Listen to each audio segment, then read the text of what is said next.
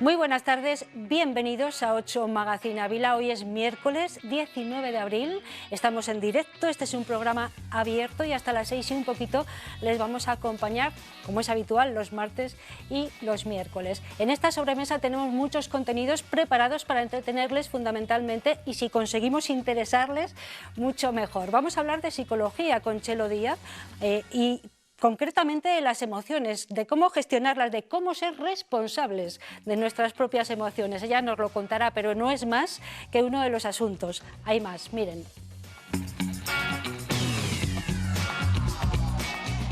Además, hoy hablaremos de investigación con Diego González Aguilera, director del TIDOP. Nos centraremos en el proceso de digitalización que se llevó a cabo en la Cueva de la Griega, en Pedraza, Segovia. Profundizaremos en el trabajo de la asociación Hablemos, dedicada a la prevención del suicidio, con dos de sus psicólogas y la presidenta de esta entidad. Y terminaremos conociendo a Luis Antonio Pedraza, músico y folclorista especializado en flauta y tamboril, que une tradición e innovación. Con un apunte de su proyecto musical Ofertorio, pondremos el punto y final a nuestro programa de hoy. Bueno, son nuestros asuntos de esta tarde, pero tenemos que hablar de educación en primer lugar.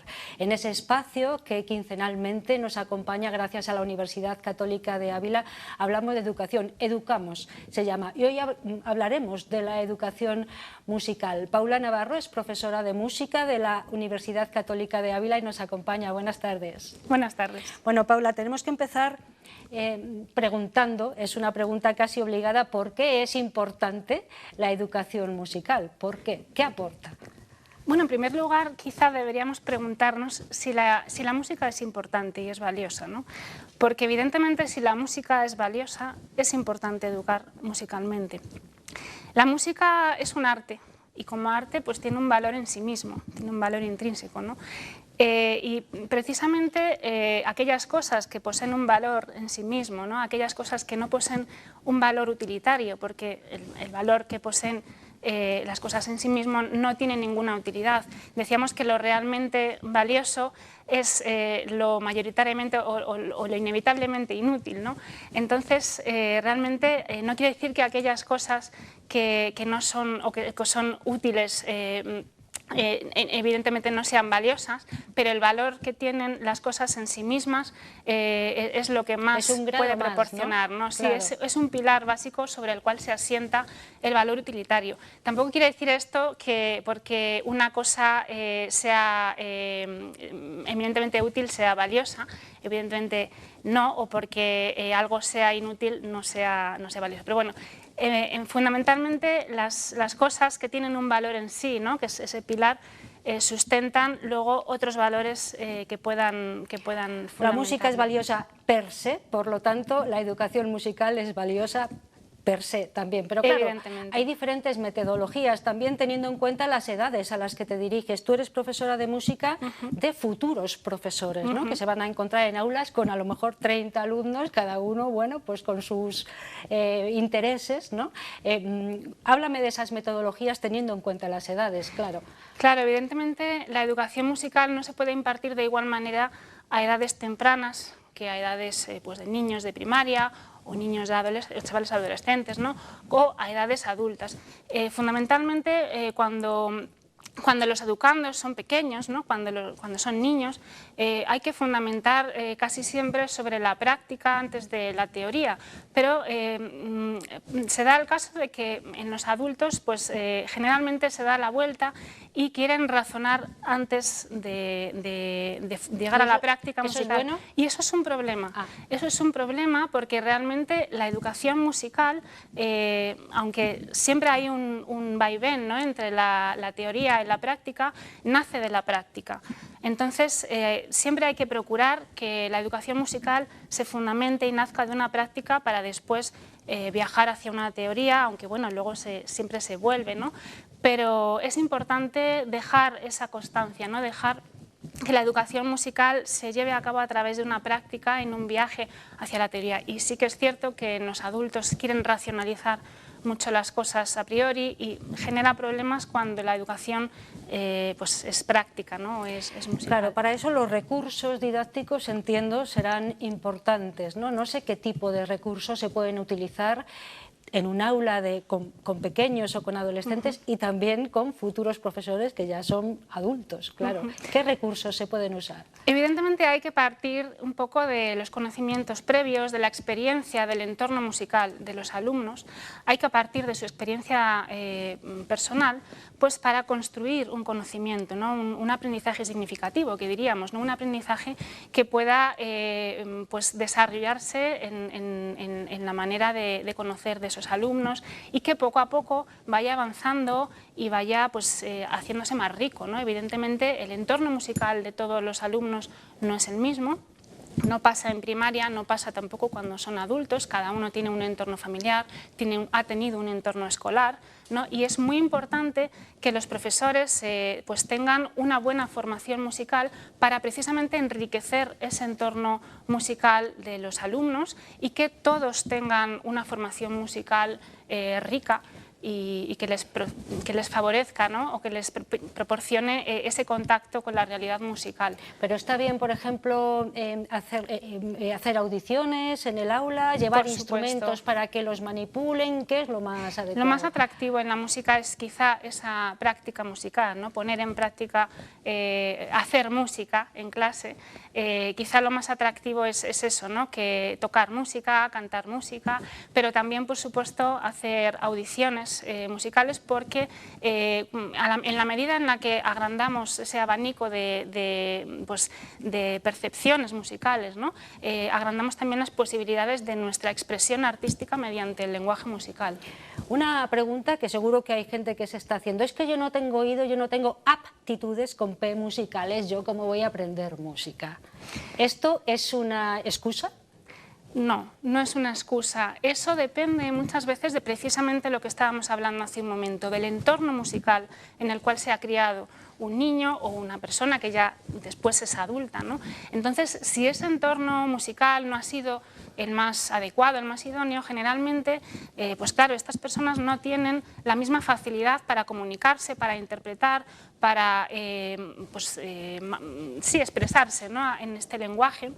Y suelen decir que es que no tengo condiciones musicales, y eso no es cierto. Eso es que no han tenido a lo mejor esa relación con la música desde pequeños. Es importante que en la familia se escuche música, que en la familia se cante, que en la familia, bueno, en la casa haya instrumentos musicales que los niños puedan manejar desde pequeños. Es muy importante también que en el entorno escolar pues el profesor de música, ¿no? Los alumnos a los que en la universidad estamos dando clase, sean profesores que enriquecen ese entorno cultural y ese entorno musical de los niños, y por tanto lo ideal es que deje de producirse esa situación en la cual hay gente que dice yo no tengo condiciones musicales, porque lo que falta es esa relación con un entorno musical rico. En cualquier caso, aunque no se tengan esas aptitudes con P, eso no quiere decir que no se deba aprender música, ¿no? Todo lo contrario, claro. Es necesario aprender música. Todo el mundo debe tener una formación musical básica. Otra cosa ya es las personas que se quieren dedicar a la educación musical de forma profesional, ¿no? Un alumno que decide ir al conservatorio. Evidentemente la formación musical que se imparte en un conservatorio es de otro tipo, ¿no? Es una formación musical especializada, pues, dentro del régimen de enseñanzas específicas, ¿no? Y la formación musical que se recibe en un colegio, en un instituto, pues es una formación musical básica, pero a ella tiene que tener acceso todo el mundo y es necesaria para la formación integral de las personas. Nos lo está contando Paula Navarro, es profesora de música en la Universidad Católica de Ávila, imparte clases a futuros profesores. 3 o 4 consejos en el último minuto que nos queda, Paula, para esos futuros profesores que se encontrarán en el aula con un montón de alumnos, cada uno, bueno, pues eso, como decíamos, con sus intereses, muchos sin aptitudes musicales. 3 consejos. Pues quizá el primero de ellos, que abran, ¿no?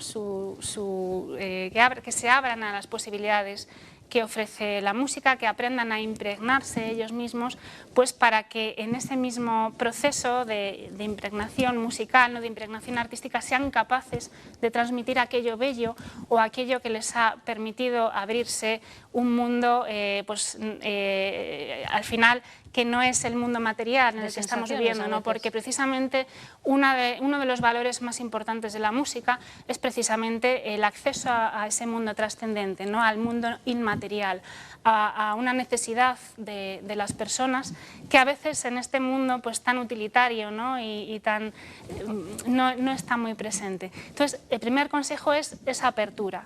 El segundo consejo, que quizá ese amor que logren, del cual logren impregnarse, ¿no?, o la música les proporcione, que lo transmitan. Porque es muy importante que los alumnos sientan ese amor por la música, por el arte en general, porque esa es la única manera de conducir un camino hacia el conocimiento de este mundo trascendente. Y el tercero, nos queda uno. Y el tercero, pues que nunca dejen de aprender, porque la música, como cualquier otra disciplina, es algo que siempre tiene que estar en continua regeneración, ¿no?, que tenemos que estar aprendiendo diariamente cosas nuevas y bueno, que nunca dejen de estudiar. Muy bien, pues así nos quedamos con esos consejos que nos da Paula Navarro, profesora de música de la Universidad Católica de Ávila. Muchísimas gracias por estar con nosotros. Gracias vosotros. Esta es tu casa para cuando quieras. Un saludo. Buenas tardes. Gracias. Vamos a hacer la primera pausa para la publicidad. Después hablaremos de investigación con Diego González Aguilera, que ya está subiendo.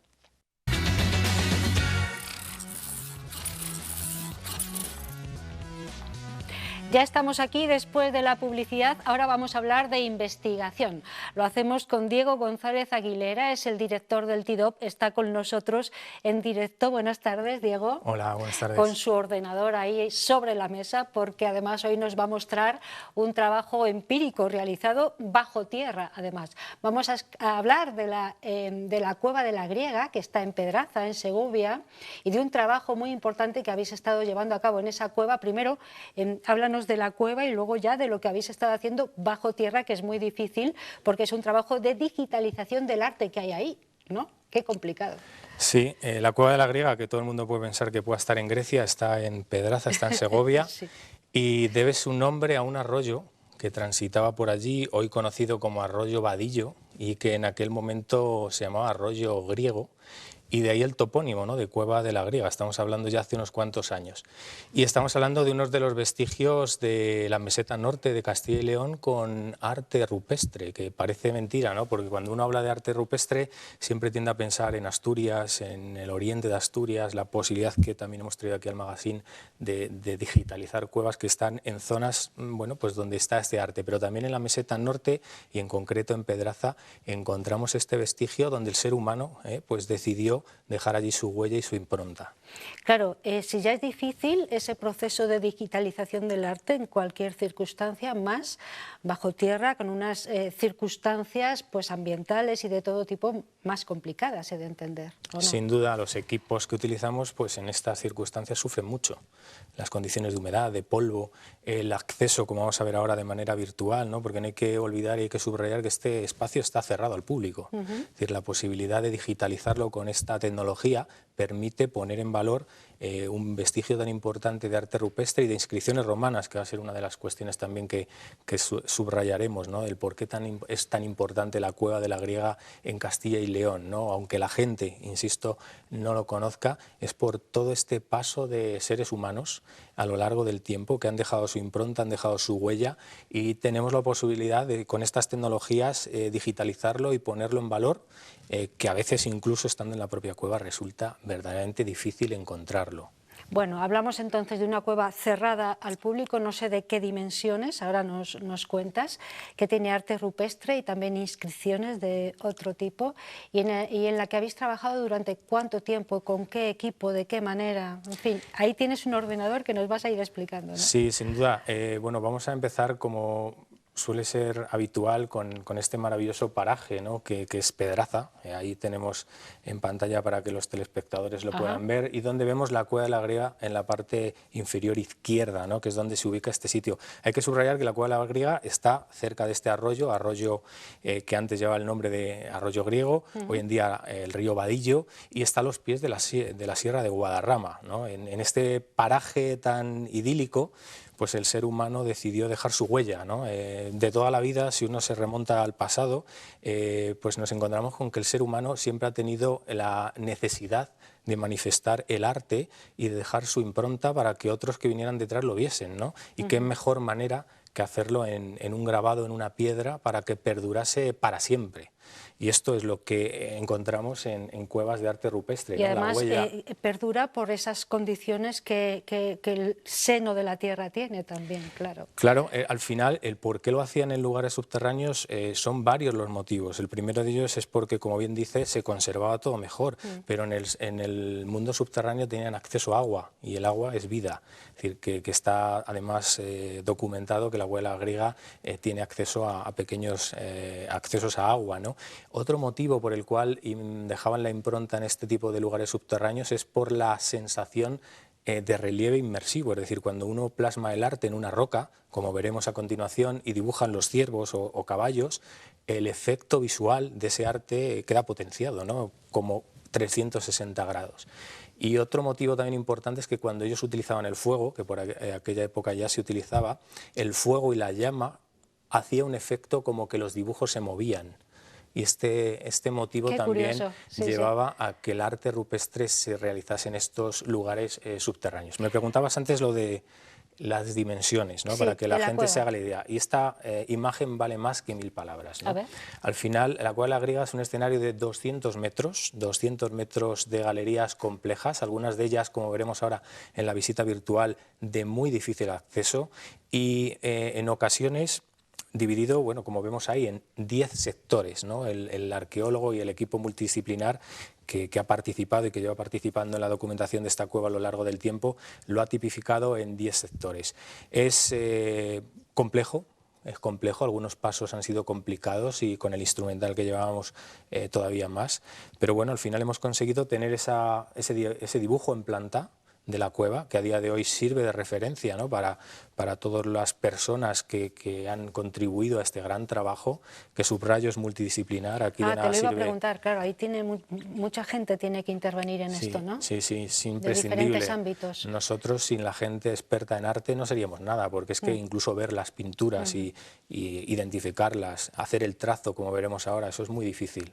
Bien, sí, bueno, una vez que os introducís en la cueva, ¿cuál es el proceso siguiente? Bueno, pues aquí lo puede ver el telespectador. Estamos en la Cueva de la Griega de forma virtual. Sí. Esto incluso, Ana, ¿Hay un acceso fácil? nos podríamos poner esas gafas que hemos traído aquí al magazine para verlo como si estuviéramos navegando por dentro. Sí. Pero aquí ya el telespectador se puede hacer un poco la idea de la complejidad de la cueva. Fíjense ahí, ya acceso se complica. Sí. E incluso, bueno, pues aquí ya tenemos que ir a gatas, ¿no? Es decir, ahí pasar el instrumental, el equipo de electricidad, etcétera, etcétera, es tremendamente complicado. A medida que nos adentramos en la Cueva de la Griega, hemos generado lo que vemos ahí también en pantalla, varios iconos que aparecen ahí resaltados en función del periodo del arte que se ha descubierto. Esto es otro aspecto por el cual la griega hoy es importante en la meseta y en Castilla y León, porque tiene arte del Paleolítico superior, tiene arte post-paleolítico, tiene arte romano y medieval. Es decir, son 4 épocas a lo largo del tiempo que han dejado su huella en la Cueva de la Griega y que con esta tecnología tenemos identificados con estos iconos. Es decir, yo voy a ir recorriendo la cueva. Es decir, que es una cueva longeva y en la que ha habido presencia humana durante muchísimos miles de años, ¿no? Sí, hay varias hipótesis de que si era un santuario, que si este lugar pues se utilizaba como culto pues a los dioses y a diferentes mitos, ¿no? Y bueno, pues son hipótesis, ¿no? Tampoco podemos poner nada encima de la mesa. Lo que sí que podemos ir es viendo el arte. Entonces, a medida que nos desplazamos por la Cueva de la Griega, y desplazamos, por ejemplo, en uno de los sectores más emblemáticos, que es el sector 1, bueno, a la vista está, ¿no? La complejidad de la cueva, el transitar es tremendamente complicado en ocasiones, y a medida que nos desplazamos empezamos a ver esos iconos, esas inscripciones que ponen en valor la complejidad. Si yo me acerco, yo ahí no veo nada, ¿vale? Pero si gracias a las nuevas tecnologías empezamos a cargar esta información, aparecen estos primeros animales. Hay que reseñar que en el Paleolítico Superior lo que principalmente aparece son animales, básicamente ciervos y caballos. Ahí lo vemos. ¿Vale? Junto con otros animales. Entonces, prácticamente es muy difícil verlo. Hemos generado luego unas imágenes de hiperresolución, como son estas que se ven aquí, donde se ve con mucha más intensidad ese trazo que queda en la piedra, pero han tenido que ser los prehistoriadores, han tenido que ser los expertos en arte los que verdaderamente nos ayuden a identificar todos estos vestigios que quedan en la cueva, ¿no? Y además lo hemos hecho en 3 dimensiones, es decir, lo que estamos viendo ahí es un modelo tridimensional a escala, apto para ser impreso en una impresora 3D y, por qué no, generar una réplica de la Cueva de la Griega, al igual que está y existe y se puede visitar la de Altamira. La de Altamira hoy en día, bueno, la han empezado a abrir, la original, sí, pero yo visité la réplica. También, claro. Efectivamente, yo tuve la oportunidad de visitar la réplica y al final, bueno, pues la réplica y hoy las nuevas tecnologías permitirían, ¿por qué no?, imprimir todos estos legados y ponerlos a permitir disposición. Entonces a cualquier persona interesada un paseo virtual por esa... Y no solo un paseo virtual, identificar ese arte que tan complicado es cuando lo visitas allí, porque las condiciones lumínicas no son las que estamos viendo ahora mismo en pantalla, son condiciones lumínicas mucho más desfavorables. ¿Cuánto tiempo os ha llevado este trabajo? Primero, ¿lo habéis concluido ya? ¿Entiendo? Sí, se ha concluido con éxito. La visita virtual se ha entregado a la Junta de Castilla y León, que es la que encomienda el trabajo. Me consta que si no está, va a estar a disposición del público en general, porque la idea es crear un centro de interpretación en Pedraza para poner esto en valor y que pueda, bueno, pues, si no es visitarse físicamente la cueva, que en una sala oscura, que es como se ven estos sitios en los centros de interpretación, pueda ponerse a disposición del público en general, ¿no? Y sobre todo con personas que pueden tener discapacidad a la hora de poderse mover por un sitio de estos, ¿no? Pregunta que me hacen desde abajo, a lo mejor algún espectador: esta cueva no es visitable, no hay ningún tramo visitable, ¿verdad? No. Vale. Vamos, hasta donde nosotros sabemos, tienes que acordar con la Junta y suele ser gente experta en la materia, pues que se vayan a realizar trabajos, pero... Siempre con los permisos adecuados. Eso es. Entonces, bueno, esta herramienta, insisto, pone en valor 2 cosas. Visitamos la cueva de manera virtual, sí, pero mucho más dirigida la visita a cómo lo haríamos nosotros, que seríamos incapaces de encontrar ninguno de estos grabados, ¿no? Por poner más ejemplos de, sobre todo, el Paleolítico Superior, me vuelvo a acercar a un grabado y empezamos a ver con mucho más detalle, pues, detalles de este grabado. Este es especialmente relevante porque fue bautizado como el caballo del descubrimiento. Es el primer grabado que se descubre de arte rupestre en la cueva. No sé si los telespectadores se aprecia aquí la cabeza del caballo. Sí. Me voy a acercar para que se vea. Es esto donde estoy señalando con el ratón, pero de nuevo vamos a ver el valor de las nuevas tecnologías. El valor de las nuevas tecnologías es que podemos superponer la silueta del caballo y ya podemos verlo en hiperresolución. Aquí se ve perfectamente esa cabeza del caballo. Sí, señor. Se puede ver. Y luego, como he dicho anteriormente, también reconstruido en 3 dimensiones, con esa posibilidad de hacer una maqueta a escala del caballo del descubrimiento. ¿En qué año se descubre este caballo del descubrimiento? 1970. Es decir, no estamos hablando de tantos años atrás. Sí, hace relativamente poco, en una época moderna. Eso es.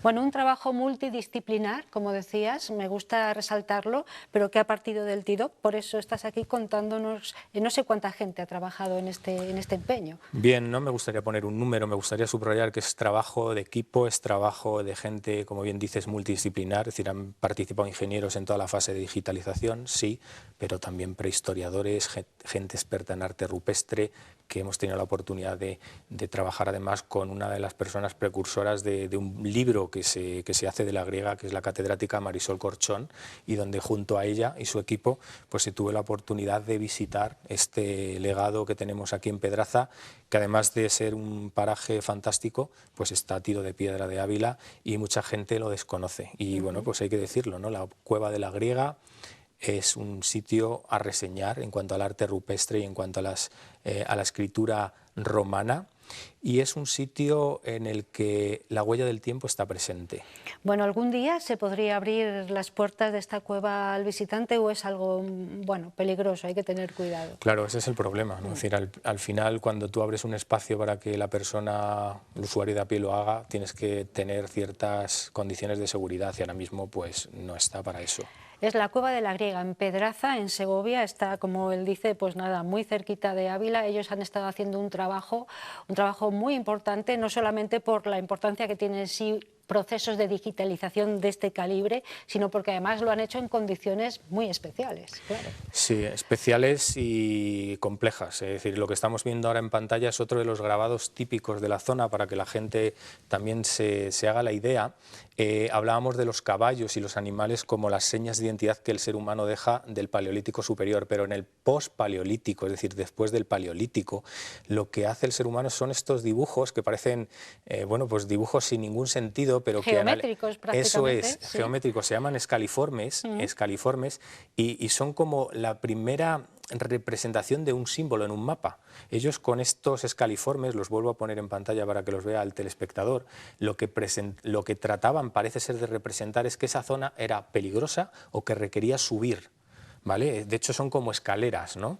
Entonces, este tipo de símbolos están relacionados con eso, con una simbología de un paso peligroso, de una zona en la que hay que trepar, en la que hay que subir, y bueno, pues de nuevo, nos fijamos en la izquierda, apenas se ve nada.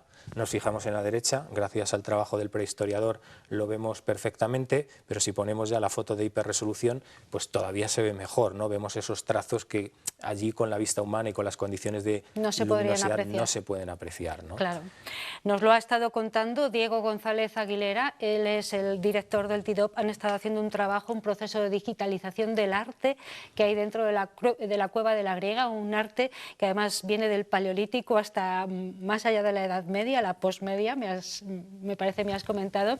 Ellos han estado digitalizando todo lo que hay ahí dentro para que, bueno, posteriormente cualquier persona pueda tener acceso a toda la información que hay ahí, al arte y también a esa gruta que hoy por hoy está cerrada al público, ¿no? Y sobre todo interpretarla, que muchas veces el arte a nosotros como ingenieros nos cuesta mucho entenderlo, visualizarlo, y cuando te pones en manos de expertos y estos expertos te lo explican, y cómo te lo explicas, pues sin duda, bueno, pues ya no solo es que lo entiendas, sino que te hace ver la importancia, ¿no?, que tiene la huella que dejaron nuestros antepasados en este tipo de cavidades, y responder a preguntas, ¿no?, de por qué lo hacían, cuáles eran estas finalidades. Bueno, todo esto nos hace sentirnos muy chiquititos en esta inmensidad de la historia, pero es muy importante saber lo que ha habido en el pasado para entender el presente y para valorar también el futuro, ¿no? Claro. Sí.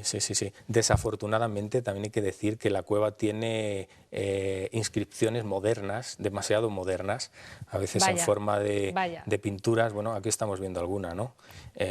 Bueno, pues ya. Ahí la gente, cuando no estaba cerrada, pues muchas veces el dejar también su impronta pues tiene ese morbo, ¿no? Ya. Y una de las desventajas que tiene esta cueva desde mi punto de vista es que a veces esos periodos del Paleolítico, del pospaleolítico, romano y medieval se mezclan. Y entonces hay paneles donde están mezclados y es muy difícil verlo, porque está mezclado la forma geométrica encima del caballo, del ciervo, y se aprecia mal, ¿no? Un estudio muy interesante, un trabajo multidisciplinar. Diego González Aguilera ha formado parte de él, el grupo TIDOP ha liderado este trabajo de investigación y de proceso de digitalización de esta cueva de la Griega, y te agradecemos mucho que nos lo hayas contado. Muchísimas gracias. A vosotros, un placer. Gracias. Bueno, y ahora de la investigación de esta ciencia tan apasionante vamos a hablar de otra ciencia, que es la la psicológica, esa más interna del ser humano, porque tenemos con nosotros a Chelo Díaz, psicóloga de cabecera, que cada 15 días nos acompaña. Buenas tardes, Chelo. Muy buenas tardes, Te hemos Ana. visto muy interesada. Me encanta, es que me fascina, tengo que reconocer que a mí todo esto de lo prehistórico me fascina, y claro, que me lo cuente un experto, yo estaba fascinada, aquí con la boca abierta. Bueno, ahora vamos a hablar de otra cosa bien distinta, porque vamos a hablar de las emociones, pero no de las emociones como otras veces hemos hablado, como canalizarlas, como no, sino de cómo responsabilizarnos de las nuestras. La responsabilidad afectiva. Bueno, es muy complicado eso. Primero, háblanos del término, ¿qué significa eso? La responsabilidad afectiva, la propia, claro, entiendo, ¿no? Sí. Y la que va hacia los demás. Vale. La responsabilidad afectiva, antes de definirla, yo pondría que efectivamente la podemos poner la responsabilidad afectiva con nosotros mismos, que si tú quieres luego te cuento, y la responsabilidad afectiva en el vínculo con los demás. Somos un animalito social. Entonces, como animal social que somos, estamos en constante interacción social con nuestro entorno, con lo que nos rodea, con los demás, con las personas, con los animales, con las plantas, pero sobre todo lo que es bueno, pues en estas interacciones sociales, ¿no? Afectivas. Y ahí es donde se define responsabilidad, es decir, asumir la responsabilidad, nuestra parte de responsabilidad, en el vínculo afectivo con otra persona. Claro, porque no somos seres estancos, estamos en una sociedad y de alguna forma nos alimentamos de todo eso que nos rodea. Claro. Continuamente estamos en interacción social con los demás. Entonces, en el momento que yo interacciono con los demás, estoy generando un vínculo. Ese vínculo tiene dos extremos. Uno de los extremos es mi extremo, es mi responsabilidad, y el otro extremo es de la otra persona. Digamos que el vínculo se divide como en un 50% de responsabilidad. Y te pongo un ejemplo, estamos en la época de las redes, de la inmediatez, del usar y tirar, el famoso ghosting, que ya se habla muchísimo porque sucede, ¿no? En las redes sociales, en las comunicaciones, tal. ¿Y qué es un ghosting al fin y al cabo? Pues es una desaparición, es una persona que de pronto se convierte en fantasma. De hecho, ghosting viene de fantasma, ¿no? Claro.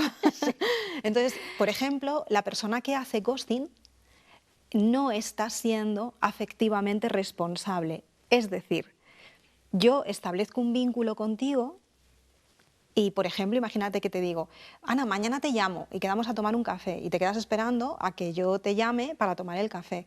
No estoy siendo afectivamente responsable. Con lo cual, ¿qué es?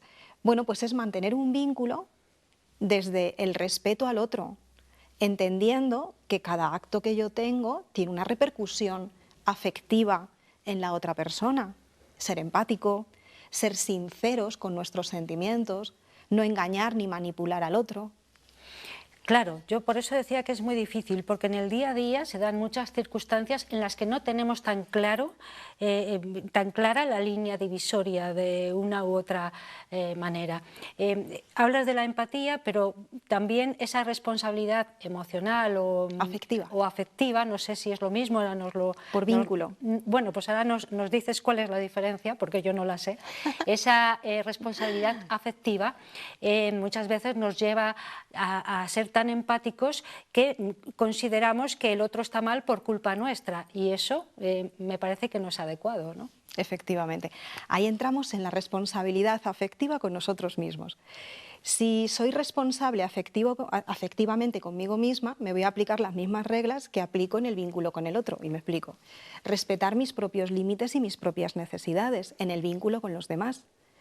Legitimar mis estados emocionales y no negármelos, u ocultármelos a mí, o incluso a veces rechazarlos. No me dejo estar triste, o no me dejo estar, no sé, miedosa, o no me dejo estar. Ser responsable afectivamente conmigo también es ser muy honesta con mis sentimientos. Cuidarme. Ponerle nombre, ¿no? Ponerle nombre, efectivamente, sí. ¿No? Porque ¿cómo me voy a responsabilizar de algo que no sé lo que es? Entonces, cuando soy responsable afectivamente conmigo, cuido el vínculo conmigo. Y a veces es verdad que en la interacción con el otro tengo que cuidar mi propia necesidad, mi propio vínculo. Te pongo un ejemplo. Imagínate que tú me pides, venga Chelo, mañana vamos a tomarnos un café, vamos a quedar, venga, jo, que tengo muchas ganas, y a lo mejor a mí pues no me apetece o no me viene bien y no sé decirte que no. y termino haciendo algo solo por complacerte. Cuando complacerte a ti significa pasar por encima de mí, no estoy siendo afectivamente responsable, ni conmigo, porque no estoy respetando mis límites, no estoy siendo honesta conmigo, ni contigo, porque tampoco te estoy mostrando la realidad de mis sentimientos en este momento hacia ti, no estoy siendo honesta. Estoy mintiendo.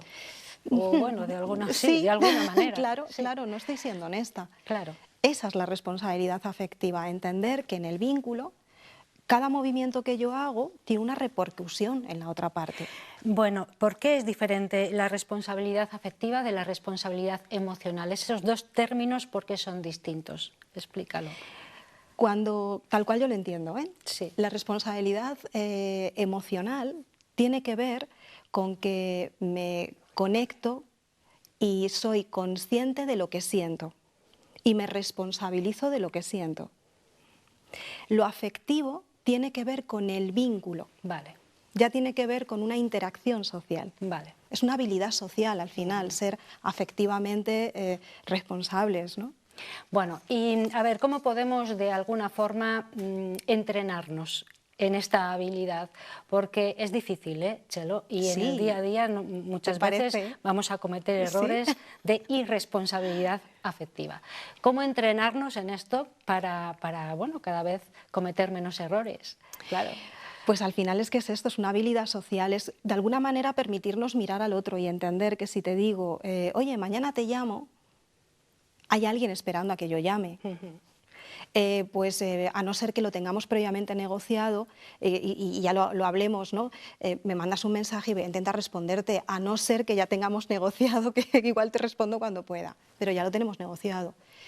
No, entender que no podemos como desaparecer, hacer ghosting en el vínculo con otra persona. Porque hay una persona que está sintiendo, está en el otro lado del extremo del vínculo.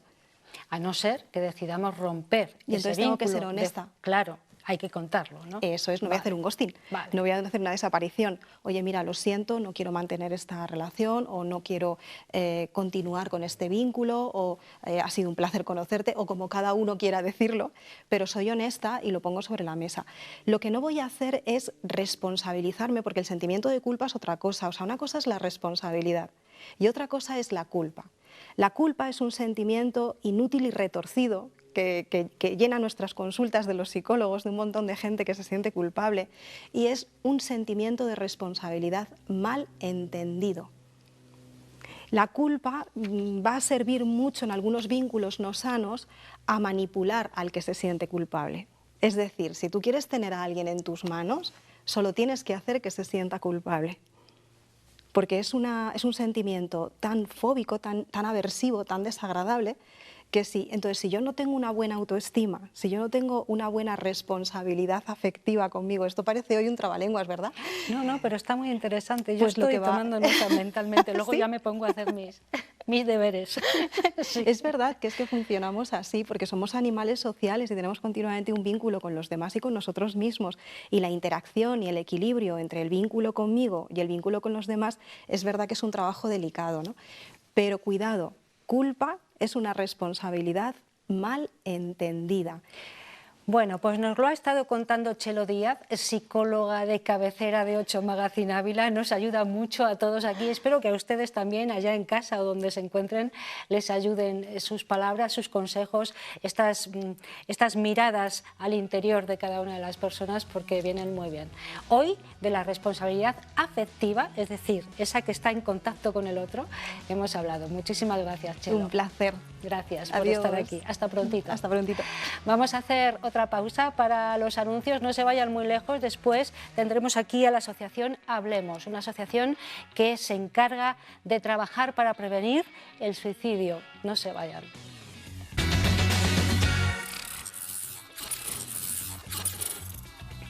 Ya estamos aquí, son las 5:30, para quien nos esté viendo ahora mismo en directo desde casa o desde allá donde decida estar y tenga una tele, pues a estos 8 Magazine Ávila estamos en directo hasta las 6 y un poquito les vamos a acompañar. Si nos eligen por la noche, pues a partir de las 10 de la noche les repetimos este programa de manera íntegra.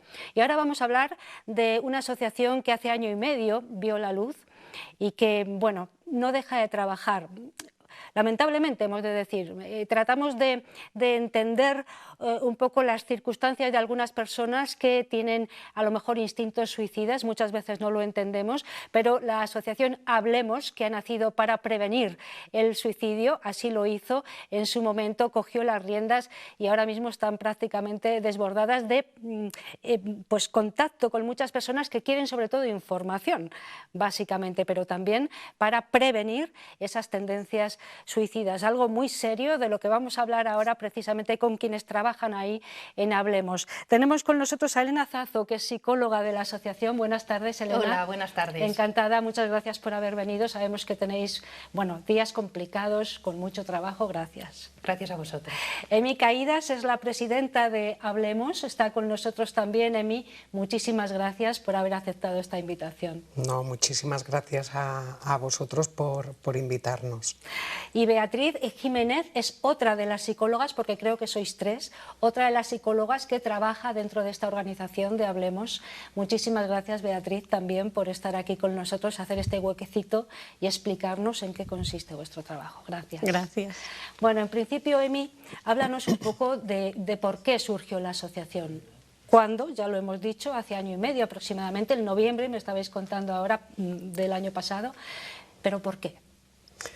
Bueno, pues esta asociación nace porque yo como superviviente al suicidio de mi hijo, a la hora de buscar ayuda en su momento, que va a hacer 12 años, pues me encontré sola, sin recursos que me pudieran dar información de cómo abordar el duelo por suicidio, ¿no? Y claro, te ves totalmente solo en ese aspecto. Desamparado. Desamparado en lo que es a nivel profesional, porque con algunos de los psicólogos que pude contactar, sí, me decían, Emi, podemos abordar el duelo, pero por suicidio no estamos preparados. Entonces, incomprendida también, de alguna manera, ¿o no? Efectivamente, efectivamente, porque hay una vorágine de sentimientos que es muy difícil el expresarlos, ¿no? Como es la culpa, como es el miedo, como es la rabia, como es el enfado. Es esa soledad, ¿no? que necesitas en muchos momentos para tratar de digerir lo que te ha tocado vivir, porque es un tsunami que te lleva por delante. Sí, y que a muchas personas las destruye. Tú, nada más lejos de destruirte, decidiste hacer algo positivo, ¿no? Crear una asociación para ayudar a otras personas en estas mismas circunstancias. Tú y las personas que te acompañan ahora mismo, ¿no? Efectivamente, si no fuera porque estamos con estas muletas que son fundamentales, como son las profesionales, porque son 3 chicas, 3 mujeres peleonas y muy involucradas en trabajar en cuanto a la prevención, pues hubiera sido imposible. Porque si algo tenemos muy claro en esta asociación es que hay una familia que no queremos que aumente, que es la de los supervivientes, sí, y la de los sobrevivientes. Sí, me gusta ese término, ¿no?, de superviviente, Elena, porque así es, ¿verdad? Tú eres psicóloga de Hablemos. Cuéntame un poco cuál es el proceso de trabajo diario, prácticamente, que lleváis a cabo. Cuéntame. Bueno, nosotros hacemos trabajo diario, la verdad es que, como decías al principio, hacemos mucho y cada vez, lamentablemente, más. Sobre todo porque cada vez más personas se comunican con nosotros. Bueno, eso tiene una parte positiva, ¿no? Y es que cada vez más personas saben que hay ayuda, cosa que no tuvo Emi en su momento, ¿no? Sí, claro. Esa es verdad. La parte positiva es que claro, las personas piden la ayuda. La parte negativa es que cada vez son más personas las que están en esa situación. Desde la asociación Hablemos, nuestros objetivos están en primer lugar en la prevención del suicidio, en visibilizar y sensibilizar y formar en prevención del suicidio, porque estamos seguras de que el suicidio, además tenemos la evidencia científica, está ahí, nos lo dice, se puede prevenir. Pero la sociedad no está preparada para detectar esas señales de alerta, entonces necesitamos visibilizarlo primero porque hay mucho estigma y luego sensibilizar sobre ello para que así se puedan detectar esas señales de alerta e intentar prevenir todos los suicidios que podamos. Y por otro lado el acompañamiento a los supervivientes y también sobrevivientes que se acercan a la asociación. ¿Qué diferencia hay entre superviviente y sobreviviente? Porque lo habéis distinguido. Sí, el superviviente son los familiares o allegados de alguien de alguna persona que ha muerto por suicidio. Y el sobreviviente es la persona que ha tenido una tentativa de suicidio no consumado. Y no lo ha conseguido. Beatriz, cuéntanos cuáles son esos indicios que decía Elena, que nos pueden ir indicando que hay un instinto o una intención suicida en una persona. Sí, pues por ejemplo el hecho de que una persona de repente pues se aísle, ¿no? que empieza a dejar de tener contacto, que empieza a tener sentimientos de tristeza muy profunda, de falta de energía, ¿no? De no querer comunicarse con los demás, donde le vemos más cerrado también a la hora de expresar sus emociones. Que haya pasado por alguna circunstancia extrema o estresora y que a la hora de gestionarlo veamos que cada vez se está aislando más, ¿no? O está entrando en un momento de dificultad grande y que no busca esa ayuda, ¿no? Existen también, por ejemplo, señales de alerta con respecto a lo que llamamos las conductas de cierre, ¿no? Que son aquellas conductas que hace la persona que está pensando en suicidio para hacer las paces con el mundo, ¿no? Es como cerrar, ¿no?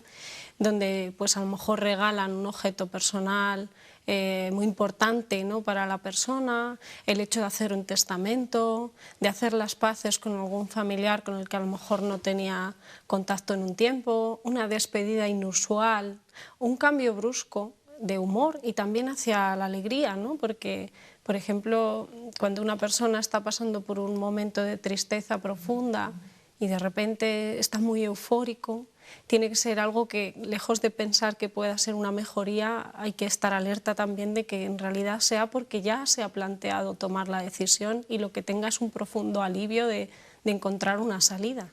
Qué interesante eso que estás contando. Sí, sí, hay que tener muy en cuenta todos esos parámetros, ¿no? en la persona.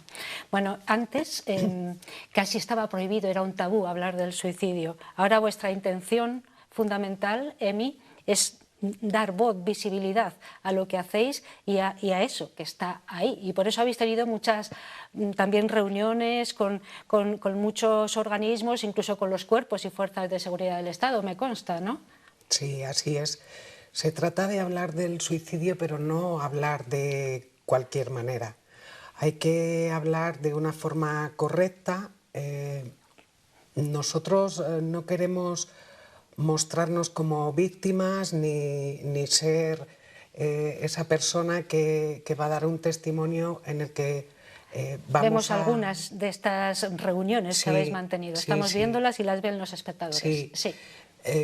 No es necesario entrar en detalles ni cómo ha sucedido, ni qué método se ha empleado, ni el por qué.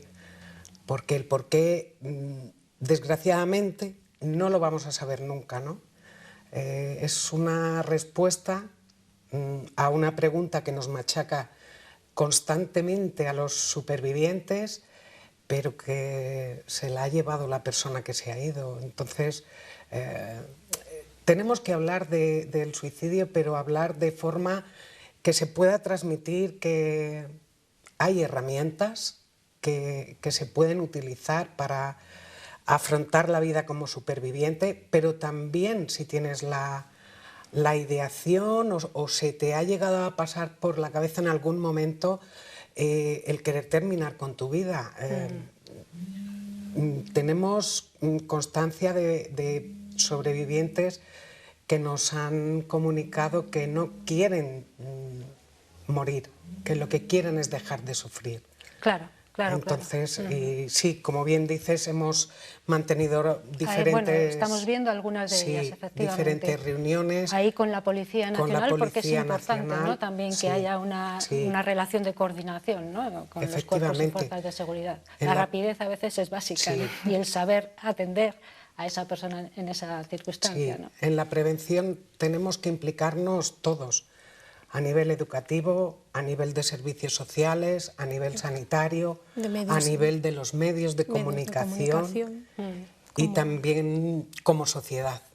Bueno, entiendo, Elena o Beatriz, cualquiera de las dos, que la atención a un superviviente no es la misma a la de un sobreviviente, ¿no? Necesitan a lo mejor, bueno, diferentes formas de ir sanándose de alguna manera, ¿no? ¿Quién quiere contar? Beatriz, Elena, me da igual. Venga. Sí, o sea, las circunstancias son muy distintas, ¿no? Está claro que un superviviente, que es un familiar de un allegado, al final lo que necesita en ese momento es el apoyo y el acompañamiento de las personas que están alrededor, ¿no? Es una situación que no solamente es un duelo, sino también un evento muy traumático, con mucha carga traumática detrás, y requiere mucho sostén emocional por parte de los que están alrededor para ayudarles un poco en el proceso del duelo y también de ese acompañamiento. En el caso de un sobreviviente que ha sobrevivido a una tentativa de suicidio, no podemos obviar que uno de los factores de riesgo que hay sobre el suicidio es que haya habido intentos previos. Y esto quiere decir que aún puede estar en una situación de riesgo en ese momento de suicidio y necesita una intervención terapéutica distinta, ¿no? Donde se aborde precisamente las herramientas de afrontamiento necesarias para poder buscar una solución y una salida distinta a la que a priori se han planteado como la definitiva, y que al final, como se dice un poco en el lenguaje del suicidio, no es más que una solución eterna a un problema que a menudo es temporal, que tiene soluciones distintas y que lo único que necesitamos en ese momento es que aplace esa decisión y nos permita ofrecérselas y que las vaya un poco incorporando en su día a día. ¿Cuántas personas estáis ahora mismo en Hablemos? Emi, por ejemplo. Pues estamos unas 20 y tantas personas y la verdad que, aunque parecen poquitas... Trabajáis mucho, sí, sí, y duramente, ¿no? Sí, intensamente. Más de forma muy intensa, porque es verdad que es un tema que supone mucho desgaste emocional, con lo cual, bueno, pues tenemos la suerte de que nos apoyamos, nos escuchamos, nos desfogamos unas con otras y entonces vamos buscando el equilibrio también entre nosotras, ¿no? Elena, y me consta que el teléfono siempre está ahí, ¿no? Supongo que recibís muchas llamadas para solicitar ayuda, también información, no sé cómo pueden contactar con la asociación ahora mismo las personas que nos estén viendo y que digan, bueno, a lo mejor a mí me pueden ayudar. Sí, la forma de contactar con nosotros es mediante el correo electrónico hablemosavila@gmail.com, y sí es cierto que tanto por el correo electrónico como también por redes sociales pues nos están contactando de manera constante, como decíamos al principio. Hablemosavila@gmail.com, esa es la dirección de correo a través de la que pueden contactar con la asociación Hablemos. No sé si decir la palabra consejo, porque quizá no es la adecuada, pero en los 2 minutos que nos quedan, ¿por dónde van ahora mismo las acciones que estáis planteando y qué es lo que queréis comunicar a la población ahora mismo? ¿Emi? Bueno, pues la acción fundamental es la prevención, o sea, el poder exponer que hay salida, que, como bien ha dicho Beatriz, a un problema temporal no le puedes dar una solución definitiva y además irreversible. Entonces, bueno, que sepan que hay profesionales que dan esas herramientas, que sirven de apoyo, y también proporcionar esas herramientas a los supervivientes, ¿no? Que en tantas ocasiones, pues bueno, es un duelo con muchos altibajos y claro, no es nada tranquilo que en un año se te ha pasado. Ya, desde luego. Necesita Estamos acompañamiento. viendo, sobreimpresionado, la dirección de correo electrónico a través de la cual pueden contactar con vosotros. No sé cuál es la próxima acción que tenéis planteado de cara a la sociedad o a la información Elena, no sé. Bueno, la verdad es que en principio tenemos muchas acciones que vamos a llevar a cabo de manera inmediata. Continuaremos con los talleres que estamos dando ya en lo que es la tercera fase del taller en centros educativos, en este caso en el diocesano. Estamos con el convenio del Ayuntamiento de Ávila también, haciendo las primeras acciones, que es la edición de una guía y posteriormente daremos formación también en prevención del suicidio, y también tenemos pendiente a Policía Nacional, como hemos visto, y también el desarrollo del convenio de Diputación. No nos queda tiempo, seguiríamos hablando y hablando con vosotras porque el tema lo merece. Yo creo que también la gente que nos está escuchando se siente interesada, pero bueno, tenemos que despedir esta charla. Elena Zazo, Beatriz Jiménez son las dos psicólogas de Hablemos. Nos queda una tercera persona, una tercera compañera que no está aquí con nosotros. Le mandamos un saludo y nuestro agradecimiento, claro. Y Emi Caídas es la presidenta de Hablemos, que ha estado hablándonos en primera persona porque es una superviviente. Muchísimas gracias a las tres por haber estado aquí, que vaya muy bien y seguimos hablando, ¿os parece? Muy bien. Gracias. Muchas gracias a vosotros. Gracias. Vamos a hacer la última pausa para la publicidad. Después de los anuncios enfilamos ya nuestra recta final, que va a ser musical. No se vayan.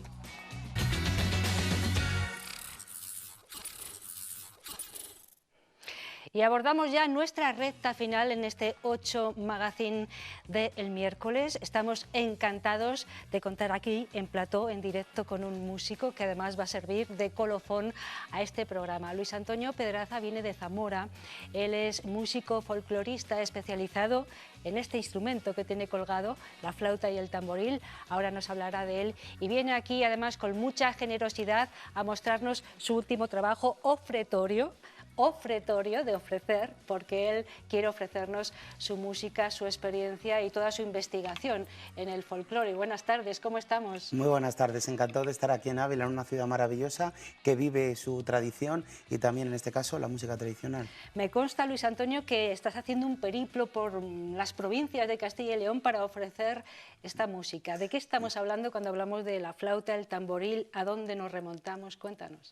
Bueno, hablamos de nuestro pasado, de la importancia que tiene nuestro ADN cultural y en este caso la música tradicional, la riqueza que tenemos en todo Castilla y León, en las 9 provincias, y esta festividad llamada Ofretorio que se celebraba en muchos de nuestros pueblos a finales de septiembre, principios de octubre, en honor a la Virgen del Rosario. Y era ahí donde se hacían subastas de ramos, se hacían bailes de la bandera, bailes de paloteo, bailes de cintas, toda una música en torno a esta festividad que hacía, bueno, pues sobre todo que el pueblo saliera a la calle, la gente se relacionara y además un pequeño homenaje también a nuestros antepasados. Bueno, mientras seguimos la charla, aunque lo que más queremos es escuchar esa música que invita a bailar, hemos de decir, y a la fiesta y a la tradición, pero mientras hablamos podemos ver precisamente una de tus actuaciones con esa danza del paloteo también en escena, y alguna otra actuación o videoclip que has elaborado pues para intentar salvar también los pueblos del abandono, ¿no? Porque todo esto lleva un trasfondo, una filosofía, ¿no? Claro, nosotros al final, los que venimos de zonas que llaman despobladas, en este caso Zamora, pero Ávila está igual, Salamanca, Burgos, etcétera, tenemos también que tener esa parte reivindicativa en cuanto a la música tradicional. La música tradicional, nuestra música, tiene que servir también para llamar la atención. Nosotros no podemos hacer grandes videoclips con rascacielos, ni tenemos con fábricas, no, tenemos que buscar nuestra esencia y en este caso, además de vender nuestra tierra, también reivindicar la importancia de la misma, la cultura y sus habitantes. Ahí estamos viendo ese espectáculo, ¿no? Sí. ¿Dónde está situado? Cuéntanos. Concretamente es la presentación del disco que van a poder todos los televidentes de Ávila, podrán verlo. Esto es concretamente el auditorio de la Feria de Muestras, en la presentación del disco Ofretorio, con el grupo Mies y Barro y el acordeonista que tenemos aquí, Rubén Metralla, que es de Braganza también, que le he querido dar también ese carácter transfronterizo, bien. Porque nosotros al fin y al cabo no tenemos sentido sin Portugal, somos los mismos. Una cosa es lo que haga Madrid y Lisboa en las fronteras, pero la gente al final vive. Pero el folclore, ¿verdad? Se vive en los dos lados. Es completamente transversal. Decías que lo vamos a poder ver porque el día 23 de abril, Día de la Comunidad, las 7 y las 8, también de esta comunidad van a ofrecer este espectáculo, ¿no? En el que presentas Ofretorio, ¿no? Para mí es un honor, ¿qué te voy a decir? Que ese mismo día, el día tan importante para todos los castellanos y leoneses, dentro de las 7 de Castilla y León Televisión, podamos ver este espectáculo de baile, de música, de danza, de canciones y sobre todo un espectáculo muy completo que, bueno, pues en ese espacio de hora y poco resumimos un poco todos los ritmos de Castilla y León y nuevas melodías inspiradas, bueno, pues en los ritmos de nuestros antepasados. ¿Por qué un día decidiste dedicarte a investigar el folclore? ¿Y bueno, cuándo? Pues muy pequeño, la verdad es que yo tuve la suerte de estudiar en un colegio céntrico de Zamora y allí justo empezaban a dar clase, el Consorcio de Fomento Musical de Zamora empezaban a dar clase de folclore. Yo ya estudiaba en el conservatorio y en la banda de Zamora trompeta y me apunté. Y yo de repente me sentí como muy feliz, como muy realizado cuando empecé a tocar estos instrumentos y a medida que fui creciendo y fui aprendiendo, pues ya con la obligación moral de poder difundirlos y sacarlos fuera de nuestras fronteras para que, bueno, pues para darle visibilidad. Este es el videoclip que decíamos en el que quieres reivindicar los pueblos, el medio rural, esas zonas despobladas, ¿no?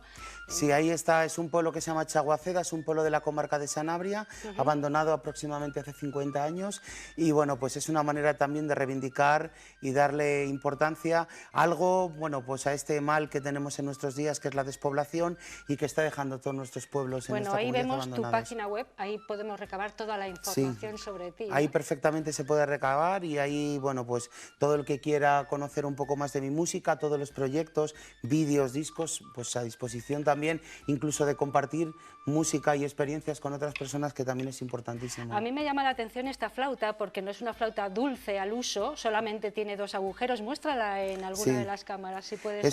Es una flauta pastoril de 3 agujeros, como pueden ver, 2 arriba y 1 en la parte inferior. Es una flauta pastoril que viene pues propia del origen de nuestros pastores, de esa tradición tan importante ganadera que tenemos en el oeste, no solo de España, sino también de Portugal.